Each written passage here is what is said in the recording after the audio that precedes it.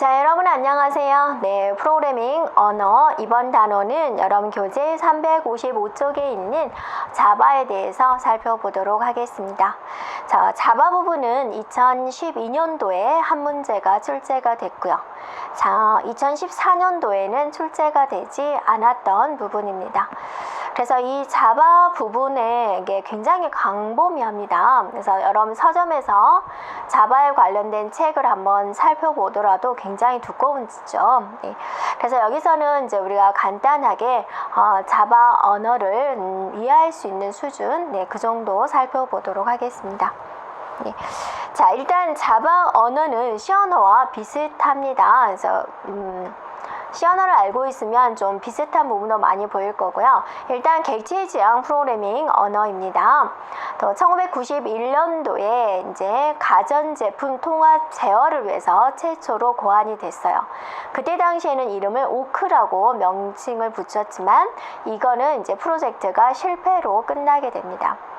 자, 그러다가 이제 자바라는 언어를 이제 만들었는데 이제 자바라는 언어는 이제 여자분이 만들었고요. 팀이 이제 모여가지고 이 프로그램 언어를 개발했는데 이름을 뭘로 지었으면 좋겠을까라고 의논을 한 거예요. 그러니까 여러분이 제가 분반을 이렇게 주고 나서 각 조직의 이름을 만들어서 제출하시오 그러면 주변에 뭐가 있나부터 좀 살피죠. 주변에 뭐 음료수가 있으면 음료수 막 이름을 붙이고 막 그러죠. 그때 이 사람들이 마시던 커피가 자바였어요. 그래서 그냥 우리 자바로 하자 해서 명칭이 자바로 된 거예요. 그래서 여러분 시중에 책을 한번 살펴보면 책 표지들이 다 이렇게 해가지고요. 이렇게 커피 사진이 많이 올라와 있을 거예요. 네, 그래서 이런 데서 이제 만들어졌다라는 걸 알주면 되고요. 1995년도에요. 1995년도에 자바라는 이름으로 공식적으로 발표가 됐습니다. 그래서 C++ 기반으로 만들어진 언어예요. 그래서 좀 C++ 하면 좀 복잡하다, 뭐 편리한 부분도 있겠지만 복잡한 뭐가 있어요? 여러분 제일 싫어하는 거 C 언어에서 머리 아픈 거. 바로 포인터에 대한 개념이죠.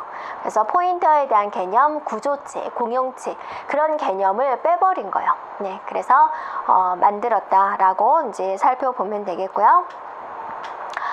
또 자바의 특징을 본다면 이제 C나 C++에서 많은 혼란을 주었던 포인터, 전처리기, 구조체, 공용체 다 다중상수 모두 제거를 했습니다.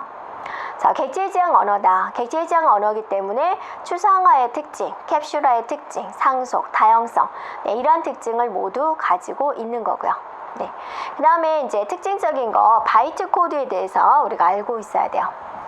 자, 이거는 자바에서만 있는 특징적인 거예요. 그래서 바이트 코드가 어쩌고 그러면 자바예요. 자, 보면은 우리가 언어의 번역 과정을 한번 볼까요? 네. 자바라는 이제 프로그램이 만들어졌어요. 그러면 뭐 해야 되죠? 컴파일 해야죠. 네.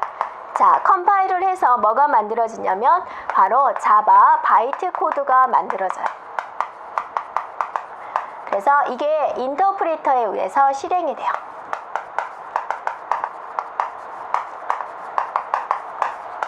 네, 이렇게 가지고 있어요. 컴파일 방식과 인터프리터 방식을 같이 가지고 있어요. 그래서 자바가 컴파일돼서 나오는 것을 우리는 바이트 코드다라고 합니다. 그래서 바이트 코드가 나오면 인터프리터 방식에 의해서 바로 실행을 하기 때문에 어때요? 여기서 바로 실행 결과를 바로 보여줄 수가 있다라는 거죠. 네. 그리고 또 하나의 특징은 뭐냐면 가베지 콜렉터에 의해서 필요 없는 메모리를 자동으로 처리해주는 그런 특징을 가지고 있다라는 겁니다. 자, 그 다음에 이제 자바 개발 도구다라고 나와 있는데요. 이게 이제 자바 프로그램을 실행을 할 때 덤으로 이제 이런 것들과 같이 쓰게 된다라는 거죠. 네. 먼저 자바 C가 있습니다. C 컴파일 시킨다고 하죠. 자바 C 하고 나서 뒤에 이제 파일 이름을 써서 컴파일을 한다. 그다음 이제 실행을 시켜야 되겠죠. 그래서 자바 하고 나서 파일 이름을 쓰면 인터프리터 방식에 의해서 바로 실행 결과가 보여주게 되고요. 그 다음에 JDB는 이제 디버거 한다라는 거고, 자바 H는 우리가 C 언어에서 헤더 파일이 있었죠. 네, 그런 내용입니다. 그 다음에 자바 DOC가 있습니다. 자바 문서 생성기가 되고요. 자, 애플릿 BO가 있습니다. 그래서 애플릿 프로그램을 생성하는 거고, 네, 그 다음에 JAR 자가 있는데 이건 압축기입니다. 이런 종류가 있다라는 거 이제 그냥 한번 살펴보면 되겠고요. 자, 여러 가지 비슷한 용어들이 나와요. 자, 한번 살펴보면 먼저 자바 애플리케이션이다 라는 용어가 있어요.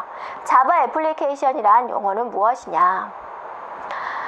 워드 프로세스, 메신저 등과 같이 개인용 PC에서 독립적으로 실행돼 가지고 특정한 기능을 수행하도록 작성된 프로그램을 자바 애플리케이션이다 라는 명칭을 붙여준 겁니다. 자, 그 다음에 자바 애플릿이다 그랬어요. 애플릿, 뭔가 작은 단위다 라는 거죠. 애플릿.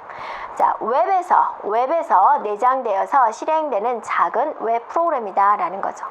이 자바 애플릿은 HTML 문서로 들어갈 수 있습니다. 그래서 HTML 문서에서 애플릿이라는 이름으로 시작을 해서 이렇게 들어가서 삽입되는 부분이 되겠습니다. 네.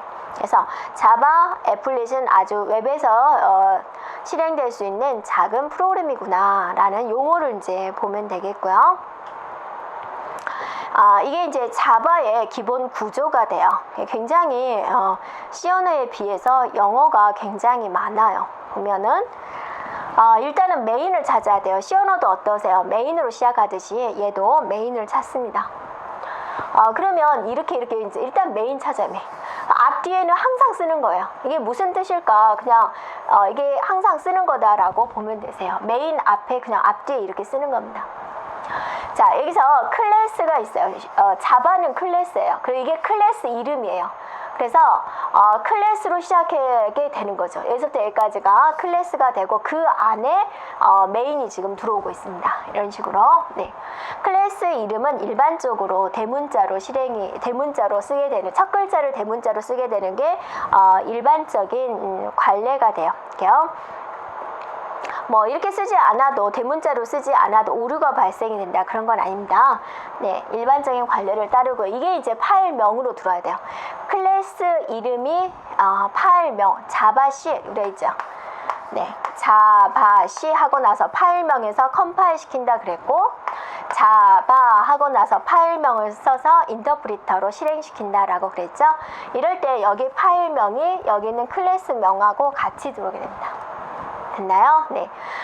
그러니까 우리가 이런 거죠. 우리 반 클래스는 어떻게 구성이 되어 있나요? 각기 다르죠. 남자, 여자, 나이, 또 배우는 과목 다 다르지만 우리가 하나의 클래스잖아요. 그런 개념으로 보면 되세요. 이렇게. 자, 그 다음에 여기 메인을 항상 찾아요. 이렇게. 그 메인이 시작되는 곳이구나 라고 볼 수 있겠고요. 이게 이제 주석입니다. 주석. 이 표시는 주석이다. 그 다음에 출력하는 게 프린트 ln이에요. 여러분 C 언어하고 비교를 해본다면 C 언어에서 출력할 때는 어떻게 했어요?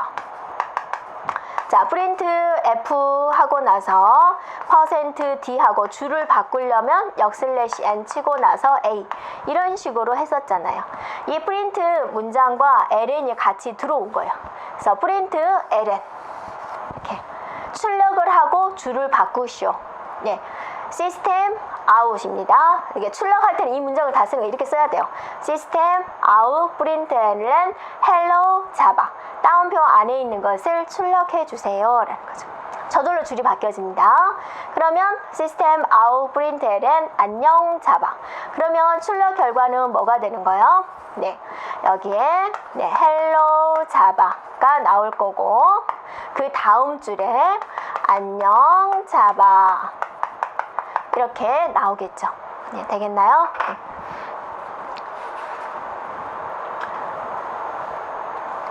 그래서 이제 여러분 교재를 보면은 자, 영어 마찬가지로 대소문자 구분한다는 거. 네, 저장 시 파일명은 클래스명과 동일하게 해야 되는 거고요. 네, 저장 파일 이름은 자바로 자동으로 붙게 되겠죠. 클래스 이름이 지금 hello world니까 hello world.java라는 이름으로 저장을 해줘야 되고, 컴파일 시킬 때는 자바 C 하고 파일명, 실행할 때는 자바 하고 파일명을 써주면 됩니다.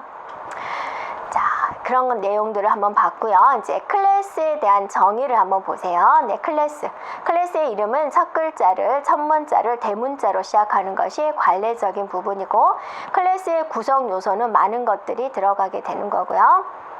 자, 보면은 이거는 클래스 정의하는 것이죠. 1반, 2반, 3반 그렇게 정의하는 곳이다 라고 생각해 주면 돼요. 자, 클래스 페이슬립이라는 것을 지금 선언하는 거죠. 클래스를 선언합니다. 그러면 여러분이 우리 반 구성원들에 대해서 선언한다 라고 생각을 해보세요. 우리 반 구성원들에 대한 이름, 나이, 주소 여러 가지가 올 수 있겠죠. 자, 스트링 네임이라는 변수는 문자 형태로 선언합니다. 셀러리라는 것은 정수 형태로 선언합니다. TX는 세금 정수 형태로 선언합니다. 이건 자기가 뭐를 나타내는 것을 썼다라는 주소 표시죠. 실행과 상관없는 주소. INT 홈페이라는 이름으로 정수 형태로 선언합니다. 이건 내가 나중에 실수령액으로 쓸 거예요 라고 주석을 달아 놓는 거죠. 자, 이렇게 표현을 한다라는 겁니다. 네. 자, 메인입니다. 자, 메인을 나타낼 때는, 자바에서 메인을 나타낼 때는 메인을 그냥 달랑 쓰지 않고 앞뒤에 굉장히 복잡한 걸 쓰고 있습니다. 네. 그래서 메인은 최소한 1개 이상 존재를 해야죠. 주니까. 네. 그래서, 프로그램 진입점으로부터 JVM에서 최초로 호출되는 부분이다. 그러니까 여러분도 자바 프로그램을 볼 때는 항상 어디를 제일 먼저 찾아야 돼요? 메인을 먼저 찾아야죠. 네, 그래서 메인 내부에서 명령어들을 순서적으로 실행을 하게 되고요. 자, 자바 언어도 마찬가지로 문장의 끝이 뭐로 끝나게 되냐면 세미콜론으로 끝나게 돼요. 그래서 세미콜론으로 끝나는 그거를 거기까지 하나의 명령문으로 인식을 해서 실행을 하게 된다. 그죠? 자, 주석은 단지 자기가 쉽게 프로그램을 이해하기 위해서 사용을 하게 되는 거고, 컴파일을 하지 않죠. 네, 컴파일에 영향을 미치지 않는다. 슬래시 2개로 사용을 한다라는 거 보면 되겠습니다. 자, 컴파일 시키는 방법입니다. 자바 C 하고 나서 자바 C 하고 나서 파일명을 붙여주는 거죠. 네. 그래서 컴파일 하고 나면 뭐가 생성된다 그랬어요? 바이트 코드가 생성이 된다 그러죠. 이 바이트 코드는 클래스로 클래스 파일이 되는 거고, 실행을 할 때는 뭐죠? 자바하고 파일 이름을 쓰면은 얘가 실행 결과가 나오죠. 네.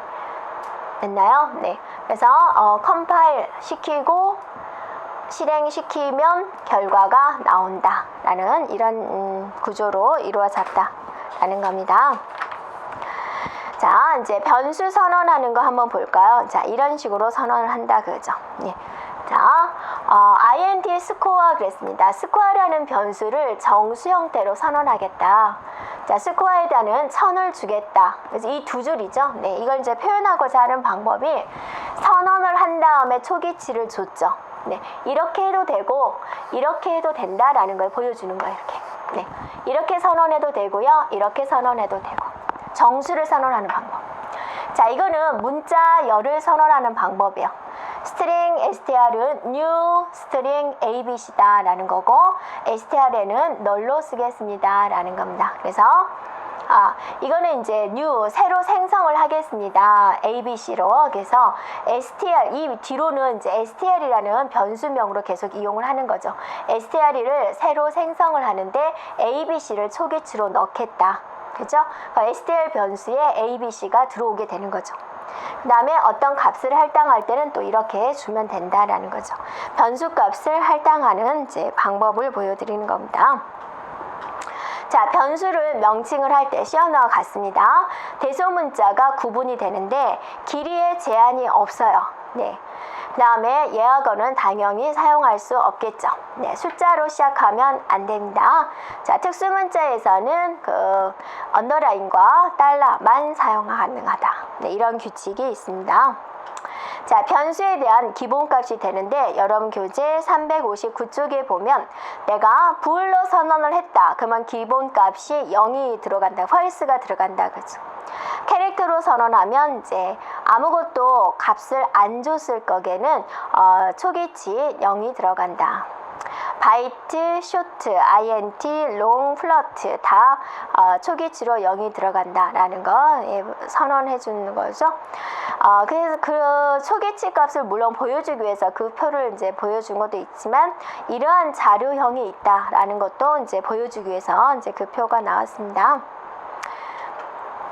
자, 조건문입니다. if 문장은 자바에서 어떻게 사용을 할까? 자, 이렇게 쓰는데 여러분 교재에 있는 내용이니까 교재 참조해 주면 되겠습니다. 좀 안 보이는 부분은 교재 참조하세요. 네, 문장이 길어서 제가 이렇게 대강 보이게 했으니까. 자, if else입니다. if 조건에 만족하면 여기가 있죠. 그러니까 여기서부터 여기까지 수행을 하고 else가 여기가 있죠. 아니면 다시 한번 물어보고 있어요. 그러면 또 여기서부터 여기까지 수행을 하고 또 else if 아니면 또 여기서부터 여기까지 수행을 하고 그것도 아니면 여기를 수행을 해주세요 라는 거죠. 네.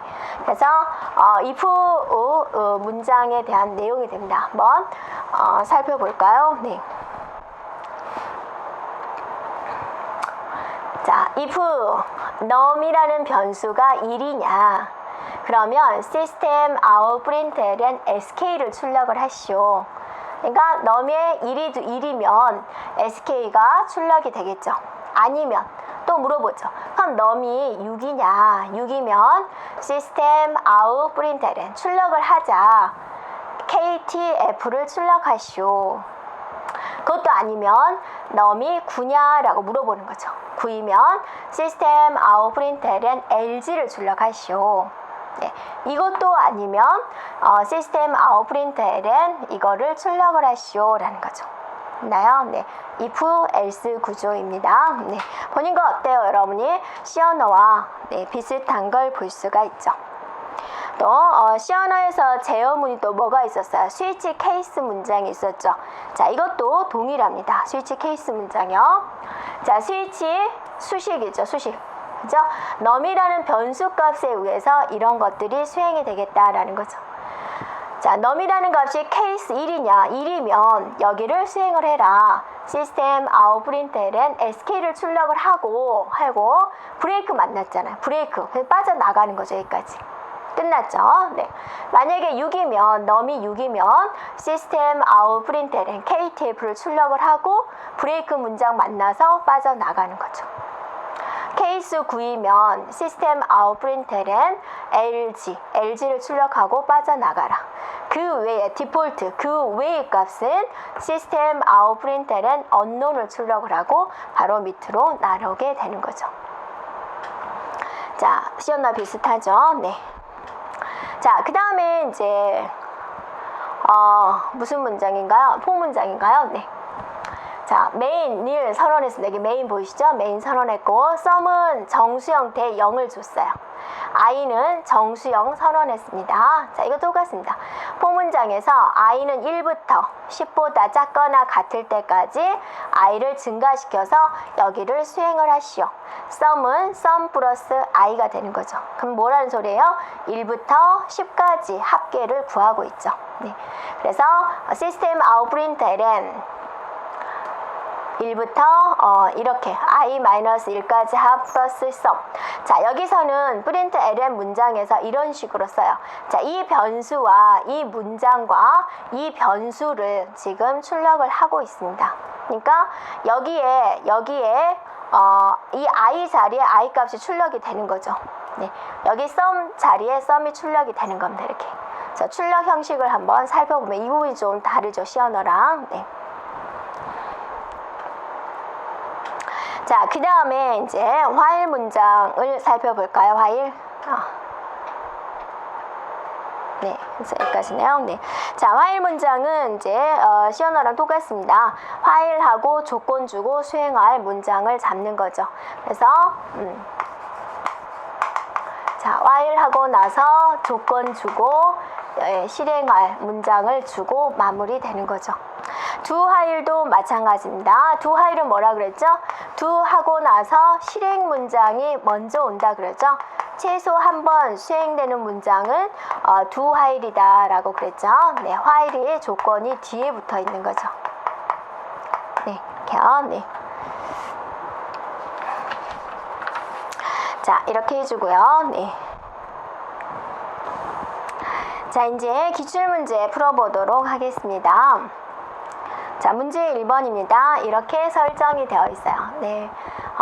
굉장히 복잡하게 되어 있죠. 그냥 메인 하나를 나타내기 위해서 자바는 앞뒤에 굉장히 많은 걸 써요. 프린트 문장 하나를 나타내기 위해서 굉장히 길게 씁니다. 네. 그 핵심만 찾아내면 될 겁니다.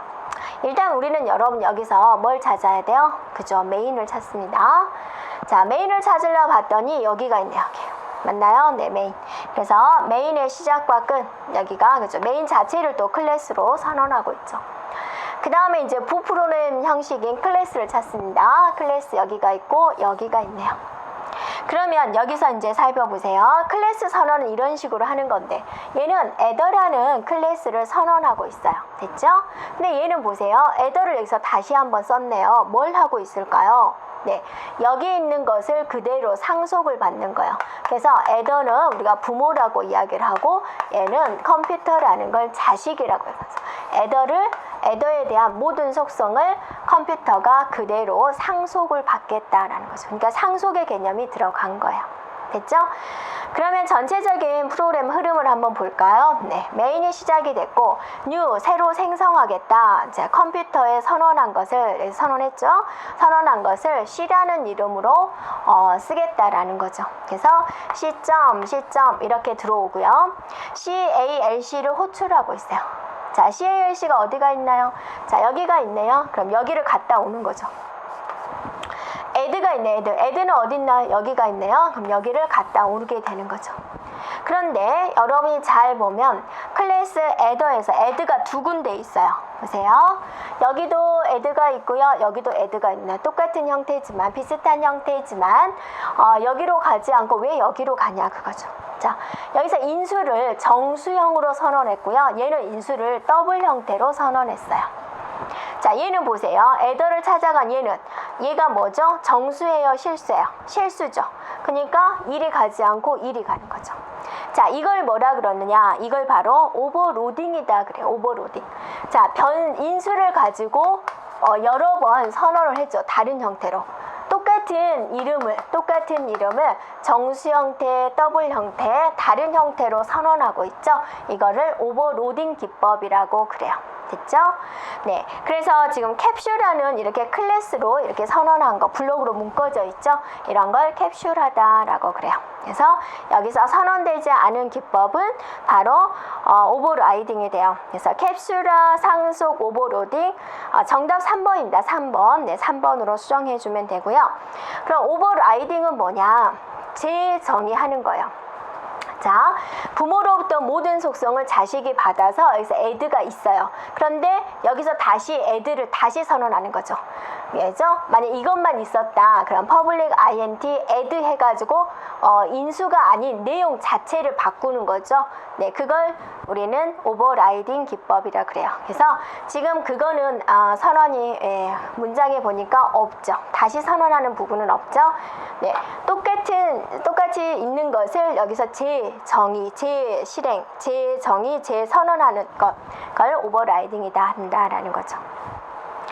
네, 그래서 1번, 네, 정답은 3번이 되겠습니다. 자, 1번 문제 볼까요? 자바에서 단축 논리 연산자에 해당되는 것은 C 언어랑 같습니다. 자, 논리 연산자, 참이다, 거짓이다 나오는 것. 네, 이런 게 두 개짜리가 어때요? 네, 논리 연산자죠. 논리 연산자는 참이다, 거짓이다가 나오는 거고, 비트 단위 연산자는 직접 이진수 연산을 하는 거죠. 그래서 1번의 답은 4번이 되는 거고요. 자, 문제 2번입니다. 자바의 명칭 선언이 맞는 것은, 자, 자바에서 명칭 선언 시 특수문자를 사용할 수 없지요. 근데 4번에 있는 그 언더라인은 사용할 수가 있는 거죠. 그래서 정답은 4번이 되고요. 2번, 3번은 왜 틀렸나요? 3번은. 그죠? 첫 글자로 숫자를 사용할 수 없습니다. 네. 자, 문제 3번 봅니다. 인터넷 브라우저에서 실행될 수 있는 자바 프로그램을 무엇이라고 하죠? 네. 자, 애플릿이다라고 하는 거죠. 네, 작은 프로그램이다. 웹상에서 실행 가능한 프로그램이다라고 보는 거죠. 네. 자, 여기까지 우리가 진행하고요. 다음 시간에는 웹 개발 언어에 대해서 살펴보도록 하겠습니다. 여러분 수고하셨습니다.